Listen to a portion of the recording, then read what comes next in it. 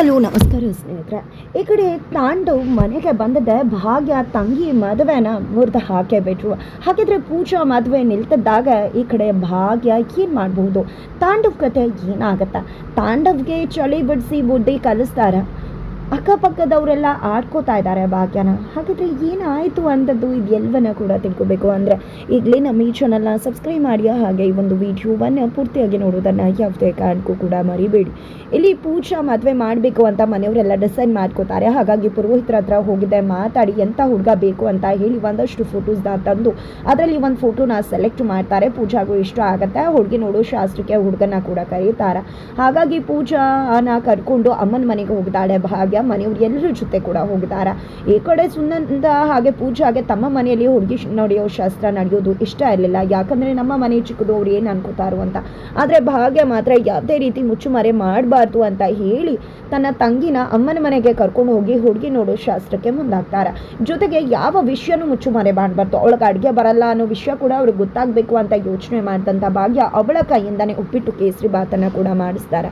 ಇದೆಲ್ಲದಕ್ಕೂ ಕೂಡ ಸುನಂದ್ ಅವರು ವಿರೋಧವನ್ನು ಮಾಡ್ತಾರೆ. ಬಟ್ ಆದರೂ ಕೂಡ ಭಾಗ್ಯ ಯಾವುದೇ ಮಾತಕ್ಕೂ ಕೂಡ ಜಗೋದು ಇಲ್ಲ, ಬಗ್ಗೋದು ಇಲ್ಲ. ತನ್ನ ನಿರ್ಧಾರ ಏನು ಅದಕ್ಕೆ ಬದ್ಧವಾಗಿ ನಿಂತು ಪೂಜಾ ಕೈಯಿಂದಾನೆ ಮಾಡಿಸಿ ಪೂಜಾನ ರೆಡಿ ಮಾಡೋದಕ್ಕೆ ಕರ್ಕೊಂಡು ಹೋಗ್ತಾರೆ. ಪೂಜಾನ ತುಂಬ ಮುದ್ದಾಗಿ ರೆಡಿ ಮಾಡ್ತಾರೆ. ಜೊತೆಗೆ ಪೂಜಾಗೆ ನಿನಗೆ ಹುಡುಗ ನಿಜವಾಗ್ಲೂ ಇಷ್ಟ ಆಗಿದ್ದಾನೆ ಅನ್ನೋ ಪ್ರಶ್ನೆಯನ್ನು ಮುಂದಿಡ್ತಾರೆ ಭಾಗ್ಯ. ಖಂಡಿತ ಅಕ್ಕ ಹುಡುಗ ಇಷ್ಟ ಆಗಿದ್ದಾನೆ ಅಂತ ಪೂಜಾ ಹೇಳಿದಾಗ ಯಾಕೆ ಹುಡುಗ ಇಷ್ಟ ಆದ ಅಂತ ಕೇಳಿದಾಗ ಪೂಜಾ ಹೇಳೋದು ಹುಡುಗ ಚೆನ್ನಾಗಿದ್ದಾನೆ ನೋಡೋಕೆ, ಜೊತೆಗೆ ಸಂಬಳ ತರ್ತಿದ್ದಾನೆ, ಮನೆ ಕಟ್ಟಿದ್ದಾನೆ ಅಂತ. ಈ ಕಡೆ ಭಾಗ್ಯ ಕೇಳಿದ ಡಿಸೈಡ್ ಮಾಡ್ಕೋತಾರೆ, ಇಲ್ಲ ಇವಳಿಗೆ ಈಗಲೇ ಮದುವೆ ಮಾಡಿಸು, ಏಜ್ ಅಲ್ಲ, ಹುಡುಗಿನೂ ಮೆಚುರಿಟಿನೇ ಬಂದಿಲ್ಲ, ಬೇಡ ಈಗ ಇವಳಿಗೆ ಮದುವೆ ಮಾಡೋದು ಅಂತ ಡಿಸೈಡ್ ಮಾಡಿದ್ದೆ. ಹುಡುಗನ ಕಡೆಯವ್ರಿಗೆ ಬೇಡ ಅಂತ ಹೇಳಿಬಿಡಿ, ಹುಡುಗಿ ನೋಡೋ ಶಾಸ್ತ್ರ ಕ್ಯಾನ್ಸಲ್ ಅಂತ ಹೇಳಿಬಿಡಿ ಅಂತ ಹೇಳ್ತಾರೆ ಭಾಗ್ಯ. ಇದರಿಂದ ಎಲ್ರಿಗೂ ಶಾಕ್ ಆಗುತ್ತೆ. ಎಲ್ಲರೂ ಕೂಡ ಯಾಕೆ ಏನು ಅಂತ ಪ್ರಶ್ನೆ ಮಾಡ್ತಾರೆ. ಈ ಕಡೆ ಸುನಂದ್ ಅವರಂತೂ ರೆಬಲ್ ಆಗಿಬಿಟ್ಟಿದ್ದಾರೆ. ಈ ಕಡೆ ಪೂಜಾಗೂ ಒಂದು ಕ್ಷಣ ಶಾಕ್ ಆಗುತ್ತೆ, ಏನಪ್ಪ ಇದು ಅಕ್ಕ ಮದುವೆ ಮುರಿದು ಹಾಕ್ಬಿಡ್ತಿದ್ದಾಳೆ ಅಂತ. ಆಗ ಭಾಗ್ಯ ಹೇಳೋದು ಪೂಜಾಗೆ ಇನ್ನೂ ಕೂಡ ಮೆಚುರಿಟಿ ಬಂದಿಲ್ಲ, ಹುಡುಗ ಯಾಕೆ ಇಷ್ಟ ಆದ ಅಂದರೆ ನೋಡೋಕೆ ಚೆನ್ನಾಗಿದ್ದಾನಂತೆ, ಮನೆ ಕಟ್ಟಿದಾನಂತೆ, ದುಡ್ಡಿದ್ಯಂತ ಕೆಲ್ಸಕ್ಕೆ ಹೋಗ್ತಾನಂತ. ಇದು ಒಂದು ಹೆಣ್ಣಿನ ಬದುಕಿಗೆ ಮುಖ್ಯವಾಗುತ್ತೆ. ಒಂದು ಹೆಣ್ಣಿನ ಬದುಕಿಗೆ ಇದು ಯಾವತ್ತೂ ಎರಡನೇ ಆಯ್ಕೆ ಆಗಿರಬೇಕು. ಮೊದಲನೇ ಆಯ್ಕೆ ಒಳ್ಳೆ ಮನಸ್ಸಿರ್ತಕ್ಕಂಥ ಹುಡುಗನ ಮದುವೆ ಆಗೋದು, ಅವಳ ಸ್ವಾತಂತ್ರ್ಯಕ್ಕೆ ಅಭಿಪ್ರಾಯಕ್ಕೆ ಗೌರವವನ್ನು ತಂದುಕೊಡೋನು. ಒಂದು ಹೆಣ್ಣನ್ನು ಗೌರವಿಸ್ತಕ್ಕಂಥ ಹುಡುಗ, ಒಂದು ಒಳ್ಳೆ ಮನಸ್ಸಿರ್ತಕ್ಕಂಥ ವ್ಯಕ್ತಿತ್ವ ಇರ್ತಕ್ಕಂಥ ಒಂದು ಹುಡುಗನ ಮೆಚ್ಕೋಬೇಕು. ಆ ಒಂದು ಭಾವನೆ ಪೂಜೆ ಆಗಿಲ್ಲ. ಹಾಗಾಗಿ ಅವಳಿಗಿನ್ನೂ ಕೂಡ ಮೆಚೂರ್ ಆಗಬೇಕಾಗಿದ್ದ ನಂತರ ಮದುವೆ ಮಾಡಿದ್ರೆ ಆಯಿತು, ಎಲ್ಲರೂ ಕೂಡ ಹೊರಡಿ ಅಂತಾರೆ. ಈ ಕಡೆ ಸುನಂದ್ ಅವರು ಇಲ್ಲದೇ ಇರೋದನ್ನೆಲ್ಲ ಪೂಜಾ ತಲೆಯಲ್ಲಿ ತುರುಕ್ಬೇಡ, ನೀನು ಸುಮ್ಮನೆ ಮದುವೆ ಮಾಡಬೇಕು ಅಂತಿದ್ಯೋ, ತಂಗಿ ಮದುವೆ ಮುರಿಬೇಕು ಅಂತಿದ್ಯೋ ನೀನು ಅಂತ ಹೇಳಿ ಇಲ್ಲಿ ಅಮ್ಮ ರೇಗ್ದಾಗ ಈ ಕಡೆ ಪೂಜಾ ಅಮ್ಮ ನೀನು ಸುಮ್ಮನಿರು, ಅಕ್ಕ ಹೇಳ್ತಿರೋದ್ರಲ್ಲಿ ಅರ್ಥ ಇದೆ.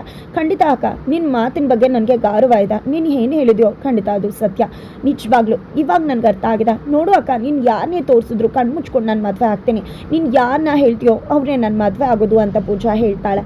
ನಂತರ ಹತ್ತೆ ನೀವು ಹುಡುಗನ ಕಡೆಯವ್ರಿಗೆ ಹೇಳಿದ್ರಿ ಅಲ್ವಾ ಬರಬೇಡಿ ಅಂತ ಇಲ್ಲಿ ಭಾಗ್ಯ ಕೇಳಿದಾಗ ಅಯ್ಯೋ ಇಲ್ಲ ಅಮ್ಮ, ಭಾಗ್ಯ ಹೇಳೋದೇ ಮರ್ತೋಯ್ತು, ಈಗ ಹೇಳ್ತೀನಿ ಅಂತ ಹೊರಡ್ತಾರೆ. ಅಷ್ಟರಲ್ಲಿ ಪುರೋಹಿತರು ಹುಡುಗನ ಫ್ಯಾಮಿಲಿ ಜೊತೆ ಬಂದೇ ಬಿಡ್ತಾರೆ. ಇನ್ನೇನು ಬಂದದ್ದಾಯ್ತಲ್ಲ ಅಂತ ಅಂದ್ಕೊಂಡಿದ್ದೆ, ಹುಡುಗಿನ ತೋರಿಸ್ಬಿಡೋಣ ಅಂತ ಅನ್ಕೋತಾರೆ. ಈ ಕಡೆ ಸುನಂದ್ ಅವ್ರಿಗಂತೂ ಫುಲ್ ಖುಷಿ, ಮಗಳು ಮದುವೆ ಆಗ್ತಿದೆ ಅಂತ ಹುಡುಗ ಅಪ್ಪ ಅಮ್ಮನ ಕರ್ಕೊಂಡು ಬರ್ತಾರೆ. ಅವರೆಲ್ಲ ಮನೆ ನೋಡ್ತಾರೆ. ತದನಂತರ ಈ ಕಡೆ ಹುಡುಗಿ ಕೈಯನ್ನ ನೋಡ್ಬೋದಾ ಅಂದಾಗ ಖಂಡಿತ ಅಂತ ಹೇಳಿ ಭಾಗ್ಯ ಹೋಗಿ ಉಪ್ಪಿಟ್ಟು ಕೇಸರಿ ಬಾತಿನ ಜೊತೆಗೆ ಪೂಜಾನ ಕರ್ಕೊಂಡು ಬರ್ತಾಳೆ.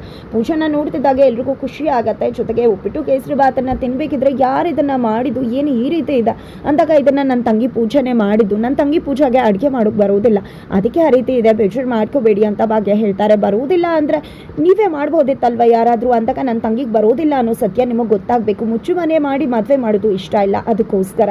ಜೊತೆಗೆ ನನ್ನ ತಂಗಿ ತುಂಬ ಮುದ್ದಾಗಿ ಕಾಣಿಸ್ತಾಳೆ, ಬಟ್ ಅವಳಿಗೆ ಸೀರೆ ಉಡೋಕ್ಕೂ ಬರೋದಿಲ್ಲ. ಆದರೆ ನಾನು ಮಾತು ಕೊಡ್ತೀನಿ, ಮದುವೆ ಆಗೋಕ್ಕೂ ಮುನ್ನ ಅವಳಿಗೆ ಏನು ಬರೋದಿಲ್ವೋ ಅದೆಲ್ಲವನ್ನ ಕೂಡ ನಾನು ಕಳಿಸ್ಕೊಡ್ತೀನಿ. ಖಂಡಿತ ಅವಳು ಕಲ್ತ್ಕೋತಾಳೆ. ಇದೆಲ್ಲ ಕೂಡ ನಿಮಗೆ ಒಪ್ಪಿಗೆ ಆದರೆ ಮುಂದಿನ ಮಾತುಕತೆ ಮುಂದುವರಿಸ್ಬೋದು ಅಂತ ಭಾಗ್ಯ ಹೇಳಿದಾಗ ಖಂಡಿತ ನಮ್ಗೆ ಇಷ್ಟ ಆಯಿತು ನಿಮ್ಮ ಪ್ರಾಮಾಣಿಕತೆ, ನಮಗೆ ಹುಡುಗಿ ಕೂಡ ಇಷ್ಟ ಆಗಿದ್ದಾರೆ, ಆದರೆ ನನ್ನ ತಮ್ಮ ಬಂದ್ಬಿಡ್ಬೇಕು ಅಂತ ಹೇಳಿ ಹುಡುಗನಮ್ಮ ಹೇಳ್ತಾರೆ. ನಂತರ ಇಲ್ಲಿ ಹುಡುಗನ ಕಡೆ ವಿಚಾರ ಮಾಡಿದಾಗ ಹುಡುಗ ಮಲ್ಟಿನ್ಯಾಷನಲ್ ಕಂಪ್ನಿಲಿ ಕೆಲಸ ಮಾಡ್ತಿದ್ದಾನೆ ಅಂತೆಲ್ಲ ಅಮ್ಮ ಹೇಳ್ತಾರೆ. ಈ ಕಡೆ ಭಾಗ್ಯ ನಾನು ಹುಡುಗನ ಜೊತೆ ಒಂದೆರಡು ಪ್ರಶ್ನೆನ ಕೇಳಬೇಕು ಅಂದಾಗ ಸರಿ ಆಯಿತು ಕೇಳಿ ಅಂತ ಹುಡುಗನೇ ಹೇಳ್ತಾರೆ. ಈಗ ನನ್ನ ತಂಗಿ ಪೂಜಾ ಜಿಮ್ಮಲ್ಲಿ ಕೆಲಸಕ್ಕೆ ಹೋಗ್ತಿದ್ದಾಳೆ, ಮದುವೆ ಆದಮೇಲೆ ಹೋಗ್ಬೋದಾ ಅಥವಾ ಮನೇಲಿ ಇರಬೇಕಾ ಅಂದಾಗ ಇಲ್ಲ, ಮದುವೆ ಆದಮೇಲೆ ಅವ್ರಿಗೆ ಹೋಗಬೇಕು ಅನ್ಸಿದ್ರೆ ಹೋಗ್ಬೋದು, ಅವರ ಸ್ವಾತಂತ್ರ್ಯಕ್ಕೆ ನಾನು ಅಡ್ಡಿಪಡಿಸೋದಿಲ್ಲ ಅಂತ ಹುಡುಗ ಹೇಳ್ತಾರೆ. ಜೊತೆಗೆ ನೀವೆಲ್ಲಿ ಕೆಲಸ ಮಾಡ್ತಿದ್ರಾ ಅಂದಾಗ ಈ ಕಡೆ ಅಮ್ಮ ಮತ್ತೆ ಮಧ್ಯಕ್ಕೆ ತಲೆ ಹಾಕಿ ನನ್ನ ಮಗ ದೊಡ್ಡ ಮಲ್ಟಿನ್ಯಾಷನಲ್ ಕಂಪ್ನಿಲಿ ಕೆಲಸ ಮಾಡ್ತಿದ್ದಾರೆ ಅಂತಾರೆ. ಈ ಕಡೆ ಎಲ್ರಿಗೂ ಅನುಮಾನ ಬರುತ್ತೆ, ಏನಪ್ಪ ಇದು ಹುಡುಗ ಉತ್ತರ ಕೊಡೋದನ್ನ ಅಮ್ಮನೇ ಉತ್ತರ ಕೊಡ್ತಿದ್ದಾರೆ ಆಗಿಂದ ಅಂತ. ನಂತರ ಅಮ್ಮ ದಯವಿಟ್ಟು ಸುಮ್ಮನಿರು, ಎಷ್ಟು ಅಂತ ಸುಳ್ಳು ಹೇಳ್ತೀಯ, ನೋಡಿ ನಾನು ಯಾವುದೇ ಮಲ್ಟಿನ್ಯಾಷನಲ್ ಕಂಪ್ನಿಲಿ ಕೆಲಸ ಮಾಡ್ತಿಲ್ಲ, ನಾನು ಒಂದು ಸ್ಟಾರ್ಟಪ್ ಕಂಪ್ನಿಲಿ ಒಳ್ಳೆ ಸ್ಯಾಲರಿಗೆ ಕೆಲಸ ಮಾಡ್ತಿದ್ದೀನಿ ಅಂತಾಗ ಈ ಕಡೆ ಭಾಗ್ಯಗೂ ಇಷ್ಟ ಆಗುತ್ತೆ ನಿಮ್ಮ ಪ್ರಾಮಾಣಿಕತೆ, ನಂಗೆ ತುಂಬ ಇಷ್ಟ ಆಯಿತು, ನಮ್ಗೆ ನೀವು ಓಕೆ ಆಗಿದ್ರ ಅಂದಾಗ ಎಲ್ರಿಗೂ ಕೂಡ ಖುಷಿ ಆಗುತ್ತೆ. ಈ ಕಡೆ ಪೂಜಾ ಮದುವೆ ಇನ್ನೇನು ಫಿಕ್ಸ್ ಅಂತಾನೆ ಹೇಳ್ಬಿಡ್ಬೋದು. ಅಷ್ಟರಲ್ಲಿ ಆ ಕಡೆ ತಾಂಡವ್ಗೆ ಯಾರೋ ಒಬ್ರು ಕಾಲ್ ಮಾಡ್ತಾರೆ. ತಾಂಡವ್ ಅಂತೂ ಭಾಗ್ಯ ಮೇಲೆ ರಿವೆಂಜ್ ತಗೋಬಹುದು, ನನ್ನ ಆಸೆ ಪಾಲಿಸ್ತಿದೆ, ನನಗೆ ಅವಳು 10 ಪಟ್ಟು ಕೊಟ್ಲಲ್ವಾ ಅದಕ್ಕೆ 100 ಪಟ್ಟು ಕೊಡ್ತೀನಿ ಅಂತ ಹೇಳಿ ತಾಂಡವ್ ಹೊರಟು ವ್ಯಕ್ತಿನ ಭೇಟಿ ಮಾಡಿದ್ದಾರೆ. ಅದೇ ವ್ಯಕ್ತಿ ಇಲ್ಲಿ ಪೂಜಾ ಹುಡುಗಿ ನೋಡೋ ಶಾಸ್ತ್ರಕ್ಕೂ ಬರ್ತಾರೆ. ಅದು ಬೇರೆ ಯಾರು ಅಲ್ಲ, ಹುಡುಗನ ಸೋದ್ರ ಮಾವ. ಈ ಕಡೆ ಸೋದ್ರ ಮಾವ ಬರ್ತಿದ್ದಾಗೆ ಈ ಕಡೆ ಅವರಮ್ಮ, ಈ ಬಾರೋ ನಮಗೆಲ್ಲ ಹುಡುಗಿ ಇಷ್ಟ ಆಗಿದ್ದಾಳೆ, ನೀನು ನೋಡಿ ಒಪ್ಕೊಂಡ್ಬಿಟ್ರೆ ತಾಂಬೂಲ ಶಾಸ್ತ್ರ ಬದಲಾಯಿಸ್ಕೊಂಡ್ಬಿಡ್ಬೋದು ಅಂದಾಗ, ಇಲ್ಲಾಗ ಯಾವುದೇ ಕಾರಣಕ್ಕೂ ಈ ಒಂದು ಮದುವೆ ನಡಿ ಕೂಡ್ತು ಅಂತ ಹೇಳ್ತಾರೆ. ಯಾಕೆ ಏನು ಅಂದಾಗ, ಇಲ್ಲಿ ಹುಡುಗಿ ಅಕ್ಕ ಇದ್ದಾರಲ್ವಾ ಭಾಗ್ಯ, ಅವ್ರ ಗಂಡ ಎಲ್ಲಿ ಅಂದಾಗ ಸುನಂದ್ ಅವರು ಸುಳ್ಳು ಹೇಳ್ತಾರೆ, ಆಫೀಸ್ಗೆ ಹೋಗಿದ್ದಾರೆ, ನಾನು ಬೇಡ ಇರಿ ಅಂತ ಹೇಳಿದೆ ಬಟ್ ಹೋಗ್ಬಿಟ್ರು ಅಂದಾಗ, ಸರಿ ಆಯಿತು ಫೋನ್ ಮಾಡಿ ಕರೆಸಿ ಅಂತದ್ದಾರೆ.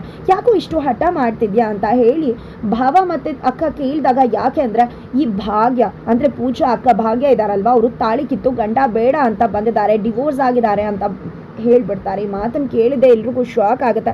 ಅಷ್ಟರಲ್ಲಿ ತಾಂಡವ್ ಎಂಟ್ರಿ ಕೊಡ್ತಾರೆ. ತಾಂಡವ್ ಬಂದಿದ್ದೆ, ಇವರೆಲ್ಲ ನನ್ನ ಕೆಲ್ಸಕ್ಕೆ ಹೋಗಿದ್ದಾರೆ ಅಂತೆಲ್ಲ ಹೇಳಿದ್ರಲ್ವ, ನಾನೇ ಆ ತಾಂಡವ್, ಭಾಗ್ಯ ಗಂಡ. ಭಾಗ್ಯ ನನ್ನನ್ನು ಬಿಟ್ಬಿಡ್ಲು, ಜೊತೆಗೆ ನನ್ನ ಅಪ್ಪ ಅಮ್ಮನ ಕೂಡ ಬುಟ್ಟಿಗೆ ಹಾಕೊಂಡ್ಬಿಟ್ಲು. ಅವಳು ಎಂಥವಳು ಗೊತ್ತಾ, ಸ್ಲೋ ಪಾಯ್ಸನ್ ರೀತಿ, ಒಳ್ಳೆ ರೀತಿನೇ ಮಾತಾಡಿ ಎಲ್ಲರನ್ನ ಕೂಡ ಬುಟ್ಟಿಗೆ ಹಾಕೊಂಡು ನನ್ನ ಅಪ್ಪ ಅಮ್ಮನೇ ದೂರ ಮಾಡಿಬಿಟ್ಟಿದ್ದಾಳೆ ಅಂತ ತಾಂಡವ್ ಹೇಳ್ತಿದ್ದಾರೆ. ಈ ಕಡೆ ಪೂಜಾ ಭಾಗ್ಯ ಎಲ್ಲ ಕೂಡ ಫುಲ್ ರೆಬಲ್ ಆಗ್ತಿದ್ದಾರೆ. ಈ ಕಡೆ ಕುಸುಮ ಅವರಂತೂ, ದಯವಿಟ್ಟು ಇವ್ನ ಮಾತನ್ನ ನಂಬೇಡಿ, ಇವ್ನು ಸರಿ ಇಲ್ಲ, ನಾವು ಅತ್ತೆ ಮಾವ ಮಗನ ಜೊತೆ ಇರೋದು ಬಿಟ್ಟು ಸೊಸೆ ಜೊತೆ ಇದ್ದೀವಿ ಅಂದರೆ ಅರ್ಥ ಮಾಡ್ಕೊಳ್ಳಿ, ಇವ್ನು ಎಂಥ ಅಯೋಗ್ಯ ಅಂತ. ನನ್ನ ಸೊಸೆ ಬಿಟ್ಟಿದ್ದಲ್ಲ, ಇವನೇ ನನ್ನ ಸೊಸೆನ ಬಿಟ್ಟಿದ್ದು, ಇವನಿಗೆ ನನ್ನ ಸೊಸೆ ಹತ್ರ ಬದುಕೋ ಯೋಗ್ಯತೆ ಇಲ್ಲ ಅಂತ ಹೇಳ್ತಾರೆ. ಯಾರು ಬಿಟ್ಟರು ಏನೋ, ಒಟ್ಟಿನಲ್ಲಿ ಭಾಗ್ಯ ಡಿವೋರ್ಸ್ ಇದ್ದಾನೆ. ತಂಗಿ ಅಕ್ಕಂಗೆ ಬರೋ ಬುದ್ಧಿನೇ ತಂಗಿಗೂ ಬರುತ್ತೆ, ತಂಗಿನೂ ಅದೇ ಕೆಲಸ ಮಾಡ್ತಾಳೆ, ನಮಗೆ ಸಂಬಂಧ ಬೇಡ ಅಂತ ಹೇಳ್ತಾರೆ. ಒಬ್ಬೊಬ್ರು ಒಂದು ಮಾತನ್ನ ಹೇಳ್ತಿದ್ದಾಗೆ ಪೂಜಾ ರೆಬಲ್ ಆಗ್ತಾಳೆ. ದಯವಿಟ್ಟು ಸುಮ್ಮನೆ ನಿಲ್ಲಿಸಿ, ಏನು ಮಾತಾಡ್ತಿದ್ರ, ನನ್ನ ಅಕ್ಕಂಗೆ ಬೆಲೆ ಕೊಡ್ತಾ ಇರೋ ಜಾಗದಲ್ಲಿ ನನ್ನ ಚಪ್ಪಲಿನೂ ಬಿಡೋದಿಲ್ಲ, ಮೊದಲು ನೀವು ಇಲ್ಲಿಂದ ತೊಲಗಿ ಹೋಗ್ಬೋದು ಅಂತ ಪೂಜಾ ಹೇಳಿದ ತಕ್ಷಣ ಎಲ್ಲರೂ ಕೂಡ ಸಿಟ್ಟು ಮಾಡಿಕೊಂಡು ಅಲ್ಲಿಂದ ಹೋಗ್ಬಿಡ್ತಾರೆ. ನಂತರ ಈ ಕಡೆ ಕುಸುಮ ಅವರು ತಾಂಡವ್ ಕಪ್ಪಾಳಕ್ಕೆ ಬಾರಿಸ್ತಾರೆ. ಈ ಕಡೆ ತಾಂಡವ್ ಭಾಗ್ಯ ಹತ್ರ ಬಂದಿದ್ದೆ, ಏನೋ ಗಂಡ ಬಿಟ್ಟು ಬದುಕ್ತೀನಿ ಹಂಗೆ ಹಿಂಗೆ ಅಂತ ಹೇಳ್ತಿದ್ದೆ, ಏನಾಯ್ತು ನಿನ್ನ ತಂಗಿ ಮದುವೆನೇ ನಿಂತೋಯ್ತು, ನಾನು ನೋಡ್ತೀನಿ ಗಂಡನ್ ಬಿಟ್ಟು ಹೇಗೆ ಬದುಕ್ತೀಯಾ ಅಂತ ಚಾಲೆಂಜ್ ಮಾಡ್ತಿದ್ದಾರೆ. ಈ ಕಡೆ ಭಾಗ್ಯ ಕೂಡ ಚಾಲೆಂಜನ್ನು ಅಕ್ಸೆಪ್ಟ್ ಮಾಡ್ತಾರೆ. ತಂಗಿ ಮದುವೆ ನಿಂತದಕ್ಕೆ ರೆಬಲ್ ಆಗ್ತಾರೆ, ತಾಂಡವ್ಗೆ ಗ್ರಹಚಾರ ಬಿಡಿಸ್ತಾರೆ. ಈ ಕಡೆ ಕುಸುಮ ಅವ್ರು ಕೂಡ ತಾಂಡವ್ಗೆ ಗ್ರಹಚಾರ ಬಿಡಿಸಿ ಕಪ್ಪಾಳಕ್ಕೊಂದು ಬಾರಿಸ್ತಾರೆ. ನಂತರ ಮನೆಯಿಂದ ಎಲ್ಲರೂ ಕೂಡ ಹೊರಡುತ್ತಿದ್ದಾರೆ ಅವರ ಮನೆಗೆ. ಈ ಕಡೆ ಅಕ್ಕಪಕ್ಕದವ್ರು ಎಲ್ಲರೂ ಕೂಡ, ಏನು ಭಾಗ್ಯ ಮದುವೆ ನಿಂತು ಹೋಯ್ತಾ, ಪೂಜಾ ಮದುವೆ ಆಗಲಿಲ್ವಾ, ಇದಕ್ಕೆ ತಾನೇ ಮೊದಲೇ ಯೋಚನೆ ಮಾಡಬೇಕಿತ್ತು, ನಿನ್ಗೆ ಈ ರೀತಿ ಆದರೆ ತಂಗಿ ಮದುವೆ ನಿಂತು ಹೋಗ್ಬೋದು ಅಂತ. ಅದನ್ನು ಬಿಟ್ಟು ಏನು ಯೋಚನೆ ಮಾಡಿದೆ, ಗಂಡನ ಬಿಟ್ಬಿಟ್ಟೆ, ಇವಾಗ ನೋಡಿದ್ಯಾ ನಿನ್ನ ತಂಗಿಗೆ ಮದುವೆ ಕೂಡ ಆಗ್ತಿಲ್ಲ ಅಂತ ಹೇಳಿ ಆಡ್ಕೊತಿದ್ದಾರೆ. ಈ ಕಡೆ ಇವಳು ನನ್ನ ಮನೆ ಸೊಸೆ, ನಿಮ್ಗೇನಾದ್ರು ಆಗಬೇಕಿತ್ತ ಅಂತ ಕುಸುಮ ಅವರು ತರಾಟೆಗೆ ತಗೋತಾರೆ. ಹಾಗಿದ್ರೆ ಭಾಗ್ಯ ಏನು ಮಾಡಬಹುದು, ಪದೇ ಪದೇ ತೊಂದರೆ ಕೊಡ್ತಿರೋ ತಾಂಡವ್ಗೆ ಲಗಾಮ ಹಾಕುವುದಕ್ಕೆ, ತಿರುಗೇಟನ್ನು ಕೊಡೋದಕ್ಕೆ ಅರೆಸ್ಟ್ ಮಾಡಿಸ್ಬಿಡ್ತಾರೆ ಭಾಗ್ಯ ತಾಂಡವ್ನ. ಏನಾಗತ್ತೆ